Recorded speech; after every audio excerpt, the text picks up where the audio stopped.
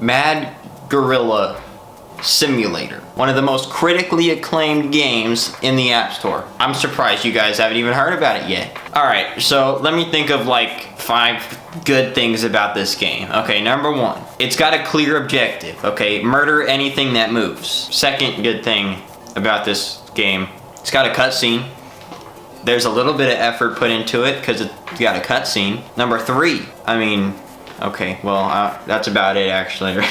What are some issues with this game? Okay, where do we begin? It's using some default fonts. What the heck is wrong with this and this?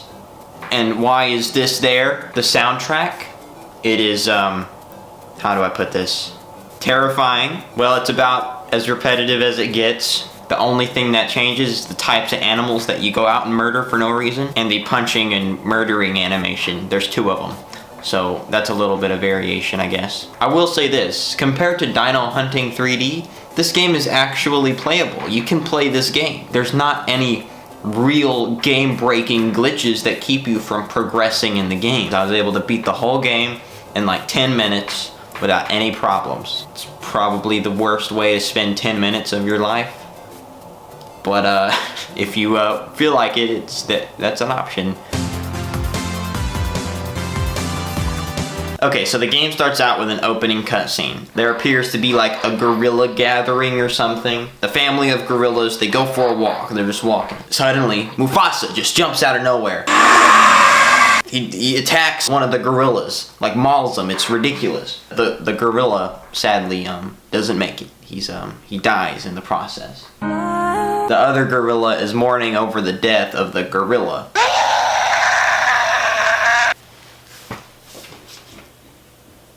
What? I'm dead. At the same time, his son is being chased off by the lion. Like the lion's chasing the son, but the other gorilla's just chill with it. You know, he doesn't care. That's the end of the cutscene. That's the whole cutscene.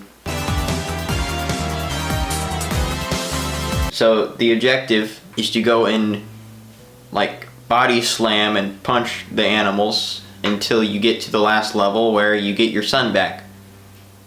Because you punched all the animals. The movement is pretty floaty, chasing the animals, the same thing. Sometimes the animal will make a sharp turn and you gotta turn all the way around. I guess there is some sort of difficulty factor here. So, thumbs up. The killing animation, so when you catch an animal, it'll transport you to some other random room. You'll proceed to body slam the animal until it's dead. But yeah, it's pretty much the whole game.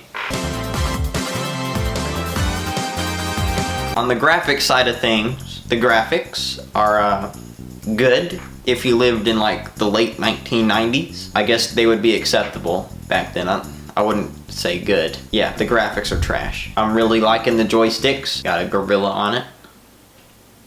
Really like the gorilla. So would I call this game fun? No, it's not. It's really, really boring. I mean, if you enjoy running around as a floaty gorilla, spontaneously body slamming animals in the least satisfying way possible, yeah, this is probably the game for you. Like everyone else in the world, probably don't want to play this game. I'm assuming that this is probably this developer's first commercially released game. So I'm gonna actually compare this game to my first commercially released game. Now you guys probably don't know about this game. My first game was this game called Duty of John. It's a beautiful masterpiece, MS Paint graphics. It was way ahead of its time. Like it didn't get good reviews. IGN gave it like a 4 out of 5 instead of giving it a 5 like it should have been given. You know, it was ahead of its time. I didn't even know IGN gave scores out of 5. Like, you know, this is a long time ago. And just take note here.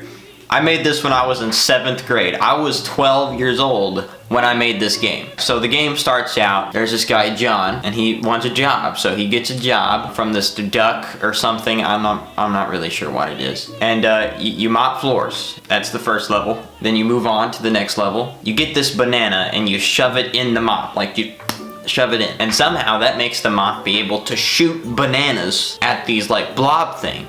So now you have to clean the floors and shoot the blobs at the same time. That's pretty much the whole game. Eventually you get a plunger and you're able to shoot stuff with plungers and the mop, and you gotta swap between modes. It's very complex, ahead of its time gameplay. See, here's the difference between these two games, alright? Graphics are very, very different. The art style is different. I will say this, my graphics are hand-drawn. I'm pretty sure they didn't do anything hand-drawn on Mad Gorilla Simulator. My game, Duty of John, introduces new mechanics as you go along. In Mad Gorilla Simulator, you don't get any new mechanics. It's the same stuff over and over again for 11 levels. Is my game better than Mad Gorilla Simulator? Of course it is. I mean, like, take a look at it. Which one would you rather play? So, Felix! You know what?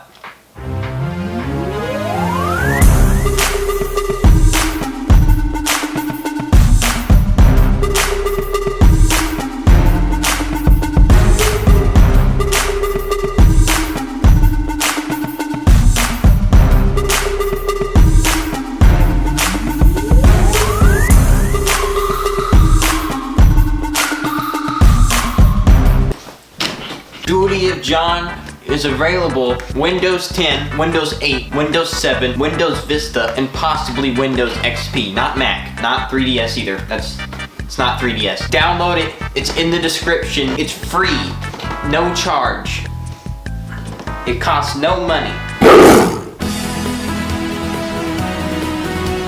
Yeah, what is up with that green cutscene? You go up, it's like the last animal in like one of the levels. There's like an ad, and then after the ad, it transports you to this room and it's green and there's 2 gorillas and there's 2 rhinos. There's not even rhinos in the game. This is the only part there's rhinos in the game.